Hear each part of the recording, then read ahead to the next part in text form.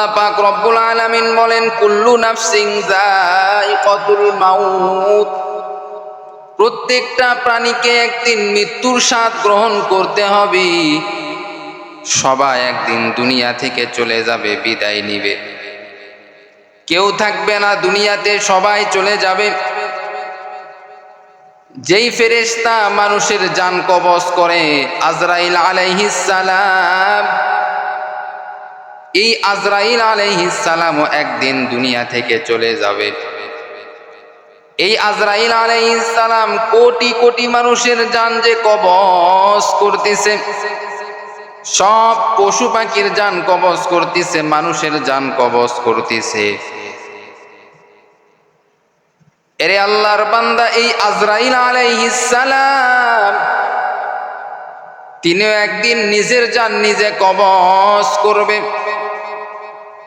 দুনিয়াতে যারা রয়েছে, যাদের জীবন আছে, সকলের জান যখন কবজ করা হয়ে যাবে, জান কবজ করার পর আল্লাহ পাক রব্বুল আলামিন আজরাইলকে বলবে, আজরাইল, দুনিয়াতে আর কেউ বাকি আছে নাকি? বলে, না আল্লাহ, দুনিয়াতে যাদের জীবন আছে সকলের জান আমি কবজ করেছি। আল্লাহ পাক রব্বুল আলামিন আজরাইলকে ডাক দিয়া বলবেন, ও আজরাইল, দুনিয়াতে আর কে কে জীবিত আছে বলো। আজরাইল আলাইহিস সালাম বলবে, আল্লাহ, আপনি এবং আমি জীবিত রয়েছি, তাছাড়া সবাই মারা গেছে। আল্লাহ তাআলা এবার আজরাইলকে বলবেন, ও আজরাইল, এখন তুমি নিজের জান নিজে কবজ করো, নিজের জানটা নিজে কবজ করো। আজরাইল এইবার হাউমাউ করে কান্না শুরু করে দিবে, ও দয়ার মালিক আল্লাহ, আমি যদি জানতাম নিজের জান নিজেই কবজ করা লাগবে, তাহলে আমি আজরাইল কখনো জান কবজ করার দায়িত্ব আমি আজরাইল নিতাম না। জান কবজ করার দায়িত্ব আমি আজরাইল কখনো নিতাম না। যদি আমি আগে থেকেই জানতাম নিজের জান নিজে কবজ করতে হবে। আজরাইল বলতেছে, আল্লাহ, এই জান কবজ মানুষের শরীর থেকে যখন জান বের করা হয়, আত্মা যখন বের করা হয়, মানুষের এত কষ্ট হয়, এটা যার জীবন চলে যায় সে ভালো করে বোঝে, যার মৃত্যু হয় সে ভালো করে বোঝে। আজরাইল আলাইহিস সালাম বলতেছেন, আল্লাহ, কেউ দয়ার মালিক, আমি আজরাইল যদি জানতাম নিজের জান নিজেই কবজ করতে হবে, এই দায়িত্ব আমি কখনো নিতাম না রে আল্লাহ। এইবার আজরাইল আলাইহিস সালাম তার হাতটা এবার মুখের মধ্যে ঢুকায় দিবেন। ঢুকায় দেওয়ার পর আজরাইল আলাইহিস সালাম এইবার নিজের জানটা নিজেই বের করবে। বের করার পর আল্লাহর কাছে এইবার দিবে। আল্লাহর কাছে দেওয়ার পর আল্লাহকে বলবে, আল্লাহ, এই যে আমার জান আমি বের করেছি। এভাবে আজরাইল নিজের জান নিজে কবজ করবে। কত ভয়ঙ্কর অবস্থা! এরে আল্লাহর বান্দা, যুবক যুবতী, একটু ভালো করে মনোযোগ সহকারে শুনবেন। দুনিয়া থেকে আমাদের সকলকে একদিন বিদায় নিতে হবে। এই দুনিয়াতে যতই রং তামাশা করি না কেন, যতই কিছু করি না কেন, যতই অর্থ সম্পদ করি না কেন, যতই টাকা পয়সা করি না কেন, এই দুনিয়া থেকে একদিন অবশ্যই তোমাকে আমাকে বিদায় নিতে হবে। মাউতু কাসিন কুল্লু নাসিন শারিবু কবরু বাইতিন কুল্লু নাসিন দাখিলু। এরপরে জান যখন তোমার আমার বের হয়ে যাবে, আল্লাহ পাক রব্বুল আলামিন তোমাকে আমাকে কবরের মধ্যে রাখবেন। আলমে বরজখের জীবন, এই জীবন আরো কঠিন জীবন রে বাবা। এই জীবন হলো আরো ভয়ঙ্কর জীবন। এরে নবীর উম্মতের দল, এই জীবন কেমন জীবন জানো? যদি বান্দা তুমি নেক আমল করে যাও, দুনিয়াতে জীবিত থাকা অবস্থায় যদি নামাজ পড়ে যাও, পর্দা যদি করে যাও, হালাল ভাবে যদি চলিয়া যাও, সব নেক আমল যদি ঠিক মতো আদায় করো, ফেরেশতারা যখন তোমার কাছে আসবে, ফেরেশতারা বলবে, বান্দা তোমাকে এখন জিজ্ঞাসা করা হবে, মার রব্বুকা মান দীনুকা মান নাবিয়ুকা, রবের পরিচয় দাও, ধর্মের পরিচয় দাও, রহমাতুল লিল আলামিনের পরিচয় দাও। বান্দা তুমি যদি রবের ইবাদত করিয়া যদি কবরে যাও, রহমাতুল লিল আলামিন নবীজির সুন্নত মানিয়া যদি অন্ধকার কবরে যাও, আবার বান্দা তুমি এই ধর্মের উপরে আমল করিয়া যদি কবরে যাও, এরপরে বান্দা কবরের মধ্যে জান্নাত পর্যন্ত সুড়ঙ্গ রাস্তা হয়ে যাবে। পরে নবীর আশিক উম্মতের দল, আল্লাহ পাক রব্বুল আলামিন বলবে, ফেরেশতারা এই বান্দার জন্য জান্নাতের বিছানা তোমরা বিছায়া দাও। ও ফেরেশতারা, এই বান্দার জন্য জান্নাতে খানার ব্যবস্থা করে দাও, জান্নাতের পোশাক তাকে পরায়া দাও, জান্নাতের নাজ নিয়ামত তাকে হালকা পরিমাণ ভোগ করাও, হালকা পরিমাণ। এরে আল্লাহর বান্দা, এই বান্দা এভাবে কত শান্তির মধ্যে কবরের মধ্যে থাকবে। যারা সৎ আমল করে কবরে যাবে তাদের অবস্থা এমন হবে, আর যারা বদ আমল করে কবরে যাবে, খারাপ আমল করে কবরে যাবে, দুনিয়াতে নামাজ না পড়িয়া, দুনিয়াতে রোজা না রাখিয়া, দুনিয়াতে পর্দা না করিয়া, শুধু অন্যায় করিয়া, মানুষের উপর জুলুম করিয়া, অন্যায় অবিচার করিয়া যারা অন্ধকার কবরের মধ্যে যাবে, ওই অন্ধকার কবর এমন ভয়ঙ্কর তাদের কাছে চলে আসবে। অন্ধকার কবর এত ভয়ঙ্কর হয়ে যাবে, অন্ধকার কবরের ভয় তাদের অন্তরের মধ্যে এত বেশি বেড়ে যাবে, বলে শুধু ভয় বাড়বে এমন নয়, কবরের মধ্যে একটা নয়, দুইটা নয়, 70 থেকে 99টা সাপ কবরে হাজির হয়ে যাবে। আল্লাহ বলবেন, ও ফেরেশতারা, এই বান্দার কবরের মধ্যে জাহান্নামের আগুন বিছায়া দাও। এই বান্দা দুনিয়াতে চলাফেরা করার ক্ষেত্রে কখনো নামাজ পড়ে নাই, কখনো এই বান্দা রোজা রাখে নাই, কখনো হালাল ভাবে চলে নাই, এই বান্দা শুধু গুনাহ করেছে, গুনাহ করেছে, গুনাহ করেছে। অতএব এই বান্দাকে আর ছাড় দেওয়া হবে না। এই বান্দার কবরের মধ্যে জাহান্নামের আগুন বিছায়া দাও, জাহান্নামের আগুন দিয়া দাও, এবং জাহান্নামের যত প্রকার আযাব আছে এই বান্দাকে কবরের মধ্যে দিতে থাকো। ওই বান্দাকে কিয়ামত পর্যন্ত জাহান্নামের আযাব কবরের মধ্যে থেকেই তার শুরু হয়ে যাবে। এজন্যই তো আল্লাহ রসুলের সাহাবী হযরতে ওসমান গনি রাদিয়াল্লাহু তাআলা আনহু কবরের পাশ দিয়া যখন যাইতেন, ওসমান গনি রাদিয়াল্লাহু তাআলা আনহু হাউমাউ করে কান্না করতেন। ওসমান গনিকে বলা হলো, ওসমান গনি, কবরের পাশে গেলে এত হাউমাউ করে কাঁদো কারণ কি? ওসমান গনি বলে, রে ভাই, আল্লাহ রসুলের পবিত্র জবান থেকে আমি শুনেছি, মৃত্যুর পরে প্রথম ঘাটি হলো অন্ধকার কবর। এই অন্ধকার কবর থেকে যদি আমি নাজাত পাই, বাকি ঘাটিগুলি তো আমি নাজাত পেয়ে যাব, পার পেয়ে যাব। আর যদি অন্ধকার কবরে যদি আমি ধরা খাই, বাকি ঘাটিগুলি তো আমি ধরা খেয়ে যাব। এজন্য আমি ওসমান, কবর দেখলে বড় ভয়, কবর দেখলেই বড় টেনশন হয়, কবর দেখলেই বড় পেরেশানি হয়। ওরে নবীর উম্মতের দল, ওসমান গনি রাদিয়াল্লাহু তাআলা আনহুর যদি অবস্থা হয়, ও বান্দা, ওসমান গনি রাদিয়াল্লাহু তাআলা আনহু, হযরতে ওমরে ফারুক রাদিয়াল্লাহু তাআলা আনহু, হযরতে আবু বকর সিদ্দিক রাদিয়াল্লাহু তাআলা আনহু, হযরতে আলী রাদিয়াল্লাহু তাআলা আনহু, এই সাহাবীগুলান জান্নাতের টিকিট পেয়েছেন, দুনিয়ার বুকে জান্নাতের টিকিট হাতে পেয়েছেন।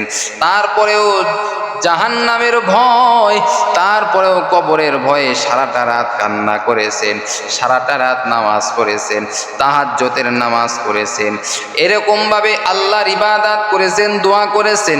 এত আমল করার পর কবরের জন্য যদি এত ভয় করতে পারে, ও যুবক, তোমার আমার বাড়ির পাশে কত কবর দেখা যায়, একটু রাতের বেলা ওই কবরের দিকে তাকিয়ে একটু চিন্তা করো।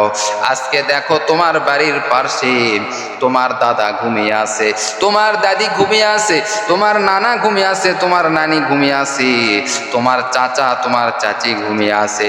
ও যুবক, একটু চিন্তা করে দেখো, ওই কবরের মধ্যে একটু লক্ষ্য করে দেখো, ওই কবরের মধ্যে তোমার আত্মীয় স্বজন চলে গেল, চোখের সামনেই কবর দেখতে পাও, তারপরেও তোমার কেন ভয় হয় না? তারপরেও তুমি মোবাইলের আড্ডায় সময় কেন কাটাও? ও যুবক, একটু চিন্তা করো। ও পর্দার অন্তরালের আম্মা জানের একটু চিন্তা করেন রে মা, যদি আপনার এখনই মৃত্যু হয়ে যায় কি অবস্থা হবে একটু চিন্তা করেন। ও আম্মা জান, আপনি তো পর্দা করতে চান না, আপনি তো নামাজ পড়তে চান না, আপনি তো স্বামীর খেদমত করতে চান না। ও আম্মা জান, একটু চিন্তা করেন রে মা, যদি এখনই যদি আপনার মৃত্যু হয় তাহলে আপনার কি অবস্থা হবে একটু চিন্তা করেন। আপনার ছেলে যাবে দাফনের কাপড় কেনার জন্য, এইভাবে আপনার আত্মীয় স্বজন সকলে, কেউ যাবে বাঁশ বাগানে বাঁশ কাটার জন্য, কেউ যাবে দাফনের কাপড় কেনার জন্য, কেউ যাবে কবর খনন করার জন্য। এইভাবে একজন আর একজন কাজে ব্যস্ত হয়ে যাবে, আপনাকে তাড়াতাড়ি দাফন করার জন্য ব্যস্ত হয়ে যাবে, আপনাকে তাড়াতাড়ি ঘর থেকে বের করার জন্য ব্যস্ত হয়ে যাবে। কেউ আপনাকে গোসল করায়া দিবে, গরম পানি দিয়ে আপনাকে গোসল করায়া দিবে রে মা। ওরে নবীর উম্মতের দল, ওই সমস্ত বান্দা বান্দিরাই হলো বুদ্ধিমান, যারা কবরের চিন্তা করিয়া দুনিয়াতে নেক আমল করিয়া কবরে চলে যায়, তারাই হলো প্রকৃতপক্ষে বুদ্ধিমান। তারাই হলো প্রকৃতপক্ষে বুদ্ধিমান, যারা দুনিয়াকে আসল মনে করে না, দুনিয়াকে ক্ষণস্থায়ী মনে করে, আখেরাতকে চিরস্থায়ী মনে করে, তারাই হলো আসল বুদ্ধিমান। আর আমরা বুদ্ধিমান তাকে মনে করি যারা, যে ব্যক্তি দুনিয়াকে আপন মনে করে, দুনিয়াকে আপন মনে করে, দুনিয়ায় তার আসল মনে করে, তারাই হলো সব থেকে বোকা, তারাই হলো সব থেকে বোকা নির্বোধ। ওরে আল্লাহর বান্দা, এরে আল্লাহর বান্দি, একটু চিন্তা করেন। আল্লাহ পাক রব্বুল আলামিন কোন গরুকে জ্ঞান দেয় নাই, কোন ছাগলকে জ্ঞান দেয় নাই, কোন মহিষকে আল্লাহ জ্ঞান দেয় নাই, একমাত্র জ্ঞান দিয়েছেন আশরাফুল মাখলুকাত, মানুষদেরকে আল্লাহ জ্ঞান দিয়েছেন। শ্রেষ্ঠ মাখলুকাত আপনাকে আল্লাহ বানাইছেন, আমাকে বানাইছেন। আল্লাহ বলে, বান্দা আমি আল্লাহ তোমাদেরকে এত দয়া করি, মায়া করি কেন?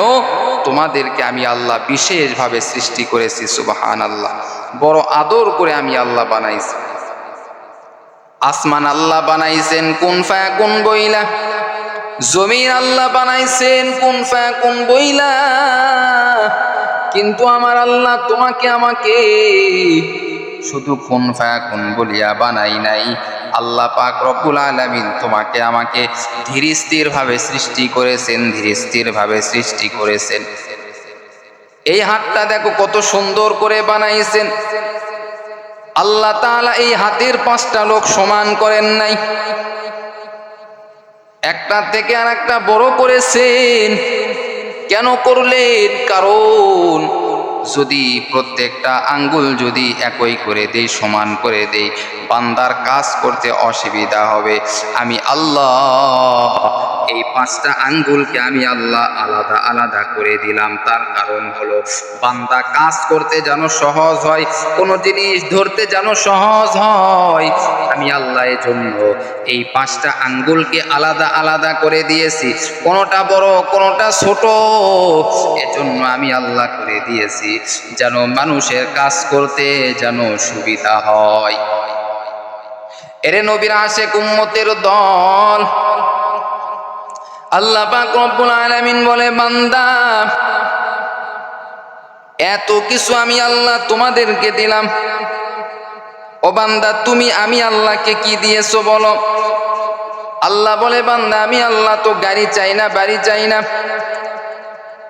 আমি আল্লাহ তো তোমার কাছ থেকে কোটি কোটি টাকা চাই না, আমি আল্লাহ তো তোমার কাছ থেকে কোনো ধন সম্পদ চাই না, আমাকে 10 বিঘা জমি দাও, আমি আল্লাহ চাই না, আমাকে 10 কোটি টাকা দাও, আমি আল্লাহ চাই না। আল্লাহ বলে, ও বান্দা আমি আল্লাহ তোমার কাছ থেকে কি চাই তুমি কি জানো? আমি আল্লাহ তোমার কাছ থেকে চাই বান্দা, ও বান্দা, আমি আল্লাহ তোমার কাছ থেকে চাই হলো সেজদা। আমি আল্লাহ তোমার কাছ থেকে চাই সেজদা। সেজদা হলো মানে নামাজ। এই নামাজটা কত গুরুত্বপূর্ণ ইবাদত।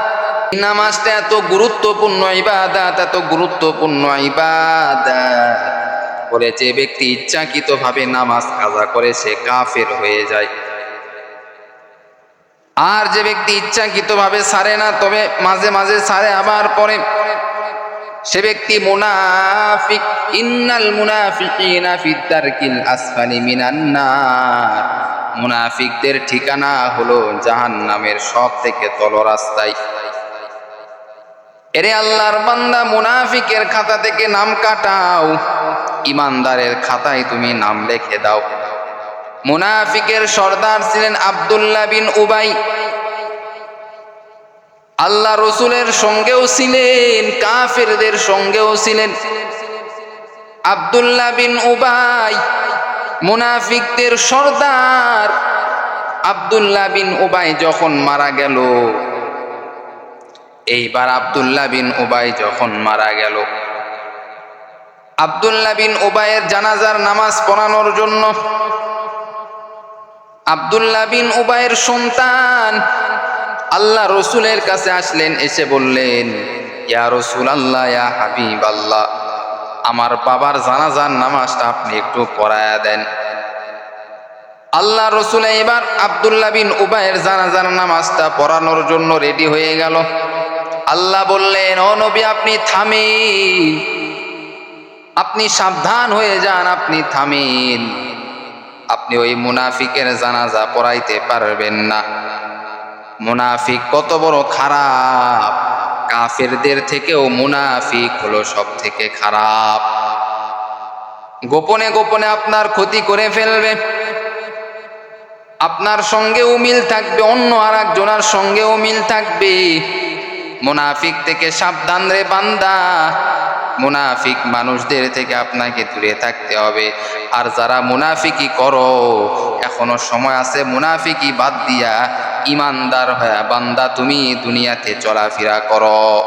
মুনাফিক হয়ে যদি চলাফেরা করো, দুনিয়াতে তুমি কোনোদিন সফলতা অর্জন করতে পারবা না। মুনাফিকরা কখনো সফলতা অর্জন করতে পারে না। এজন্য বাবা, নামাজ পড়ো, রোজা রাখো, পর্দা করো, হালাল ভাবে চলো। অল্প যদি টাকা হয়, এই টাকার মধ্যে বরকত দিবেন আমার আল্লাহ।